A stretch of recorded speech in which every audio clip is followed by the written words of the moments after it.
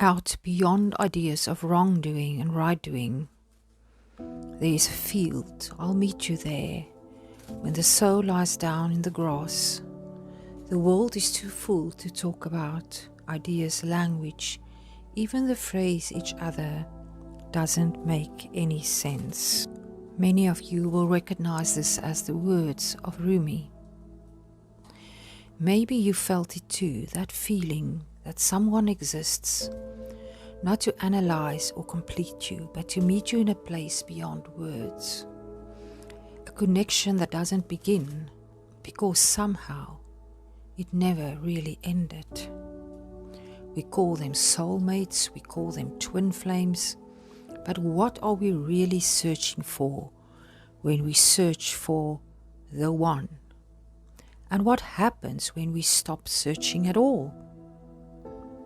Sometimes what we've been longing for quietly arrives, not as a grand arrival, but as something that was always waiting beneath the noise. Love stops being a pursuit and becomes a quiet, steady presence. Not something to chase, but something to receive. For some, this longing opens a doorway, not just into a relationship, but into a deeper encounter with the self. It becomes a portal, not the path itself, but one of many ways the soul begins to wake up. There's a reason love feels so urgent, so intertwined with the soul's own unfolding. It isn't just personal, it is archetypical. So romantic love isn't just about companionship. At its core, it's a spiritual force, an echo of the original union, the moment awareness first touched form.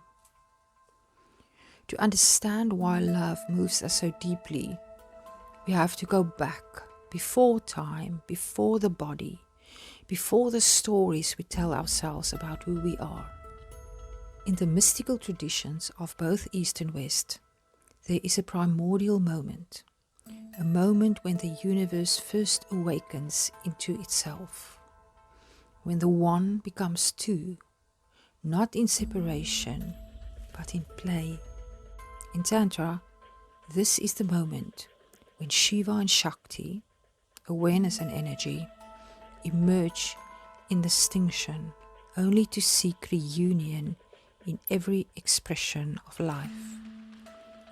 That moment of separation, that first divine pulse, is the origin of longing. It's not human, it's cosmic. Every desire for union, every ache for deep connection is an echo of this first division. The longing we feel in our personal lives when we yearn for love, for someone who sees us, is a mirror of this greater pattern. It is not just that we want to love someone. We want to return to that place before the split. We want to be known not as a personality, but as essence. We want to come home.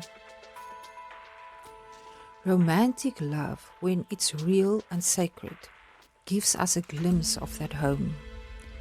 Even if just for a moment, it opens a crack in the ego. It dissolves boundaries. It points to something we can't quite name, but we recognize it when we feel it. It's not the other person we're addicted to. It's the glimpse of eternity that awakens in us. And from that glimpse, a new question emerges. Not just who we are drawn to, but why. What kind of love is calling us, and what is it here to teach? A soulmate is often someone with whom we have a sense of ease and deep familiarity.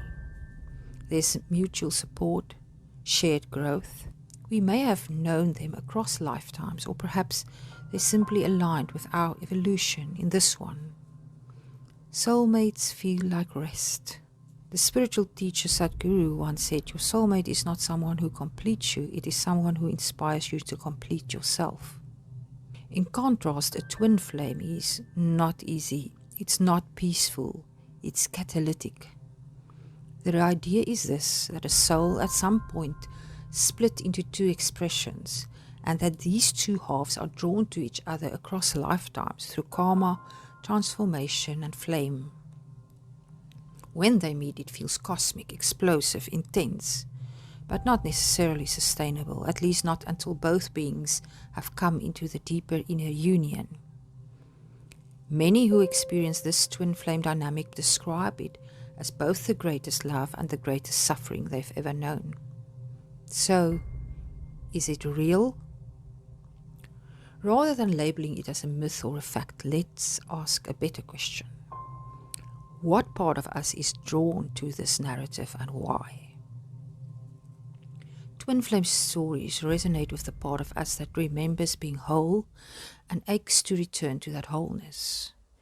Whether it's metaphor or metaphysics, what matters is that it points inward. It invites integration, not fixation. Twin flames challenge us not to romanticize our wounds, but to heal them. To recognize the other not as a missing piece, but as a mirror of the work we haven't yet done. In yogic and tantric wisdom, everything in existence is a dance between two eternal forces, Shiva and Shakti. But most people misunderstand them. Shiva is often described as the masculine principle, but this isn't about gender. Shiva is pure awareness, formless, still, the empty sky, the silent witness. Shakti is the feminine principle. She is the force of becoming, the play of form. She is life itself, dancing, breathing, changing. She is sound, sensation, thought, and love. Shiva is what watches and Shakti is what moves. He is the ground of being, and she is all that arises from it. Now here's the paradox. Without Shakti, Shiva is inert. Without Shiva, Shakti is chaotic. One gives stillness, the other gives expression. And when they unite, when awareness meets energy, when silence dances with form, that is life, that is love, that is divine marriage. But this marriage isn't just out there in the cosmos, it's in you. You contain both the spacious, steady witness and the dynamic, emotional, expressive life force. When these two are split within us, we feel restless and incomplete. We search for someone else to carry what we have disowned. We look for grounding in another because we haven't found it in ourselves. We look for passion in another because we've lost touch with our own life force. But when Shiva and Shakti begin to unite within, when your inner awareness learns to hold your inner energy, when your presence learns to embrace your emotion, you start to taste wholeness. This is the inner marriage. The true twin flame, in its highest sense, is not just a person out there. It is the sacred union within. And from that place, relationships shift. Love becomes not something you seek, but something you radiate. We are living through a shift right now, not just socially, but spiritually. For thousands of years, human culture has emphasized the masculine principle, structure, order, linear thinking, external power. It has created civilizations, systems, and technology, but often at the cost of the body, the earth, and the soul. Now, the divine feminine is rising, not in opposition, but in restoration. She brings with her the wisdom of cycles, intuition, embodiment, deep listening, and inner knowing. She reminds us that love is not just a concept, it's a current. It flows when we stop trying to control it. This rise isn't just about gender, it's about energy. It's about remembering that to truly love, we must learn how to feel again. And in this rebalancing, romantic love is being redefined, not as possession, but as presence. Romantic love, especially in the context of the rising divine feminine, is not meant to feed illusion or idolize longing. It's not a projection of unmet needs or childhood dreams. Instead, it's a gateway, a rite of passage into a deeper relationship with the self and the sacred. To love in this way is to step into the fire of transformation.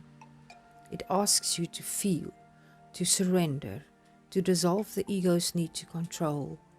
Love becomes the teacher.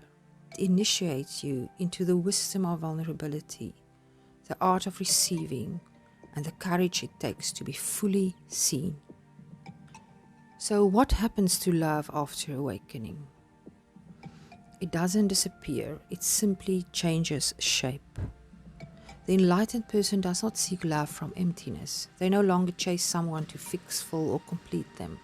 But they are not closed. In fact, they may love more fully than ever before because their love is not filtered through fear or need. If a soulmate arrives, they welcome them with open presence. If a twin flame appears, they recognize the fire for what it is. A crucible, not a conclusion, meaning not the end of longing, but the beginning of transmutation. It burns away illusion, exposes what's unhealed, and demands the kind of love that transforms rather than completes. And if no one comes, they are still whole, because the most sacred union was already found within. So perhaps the real question isn't, will I find my twin flame or where is my soulmate, but rather, am I ready to meet myself fully, honestly, lovingly? Because when that meeting happens, you stop searching and love begins to find you over and over again in others, in silence, in the mirror. As Rumi said, the minute I heard my first love story, I started looking for you, not knowing how blind that was. Lovers don't finally meet somewhere. They're in each other, all along. You were never missing. You were only remembering. Thank you for listening. I would love it if in the comments you can let me know where you're at, what your experience is with love, with soulmates, twin flames. I always look forward to connecting with you there. If you are not a subscriber yet, please consider, as it will help me to build the channel and get the messages out. You can also visit my shop where there are many consciously created items for your home or for yourself. I'm sending you my infinite love till I speak to you again in the next video. Goodbye.